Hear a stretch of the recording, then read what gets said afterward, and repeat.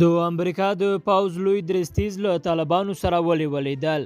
د امریکا د پوځ لوی درستیز جنرال مارک میلي له طالبانو غوښتي چې د تاوتریخوالي کچه ټیټه کړي او په افغانستان کې په چټکۍ سره د سیاسي حل په لور وخوځېږي. دا خبره د امریکا پوځ د پنجشنبې په ورځ وکړه. د راپور له مخې جنرال مارک میلي د سهشنبې په ورځ په قطر کې له طالبانو سره د افغانستان د سولې په اړه ولیدل او د چهارشنبې په ورځ له ولسمشر محمد اشرف غني سره د خبرو لپاره کابل ته لاړ.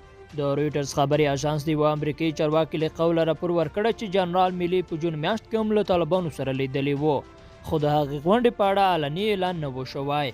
تر دې مخکې د امریکا د بهرنیو چارو وزیر مایک پامپیو یو شمېر نور لوړپوړي چارواکو هم له طالبانو سره لیدلي. د میلي او طالبانو د وروستۍ غونډې په اړه د امریکا د پوځ په اعلامیه کې راغلي. لوی درستیز په چټکۍ سره د تاوتریخوالي پر کمښت خبرې وکړې او ویل چې په افغانستان کې د سیاسي حل پر لور باید پرمختګ چټک شي چې د اقدام به د سیمه ییز ثبات په ګټه تمام شي او د امریکا ملي ګټې به خوندي کړي. سیمې ته د سفر پر مهال مارک میلي له ولسمشر محمد اشرف غني سره هم ولیدل. د امریکا ولسمشر ډونالډ ټرمپ ویلي چې د جنوري میاشتې په نیمایي کې به په افغانستان کې د امریکایي سرتیرو شمېر له 4500 څخه 2500 ته کم کړي.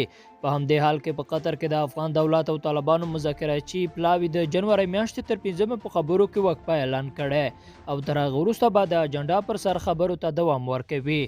دا په داسې حال کې ده چې په افغانستان کې په تاوتریخوالي کې کمښت نه تر سترګو کیږي او د امریکا د بهرنیو چارو وزیر مایک پامپیو تېره میاشت وویل چې په افغانستان کې په ځانګړې توګه د طالبانو د حملو له کبله د تاوتریخوالي کچه د نه منلو وړ زیاته ده.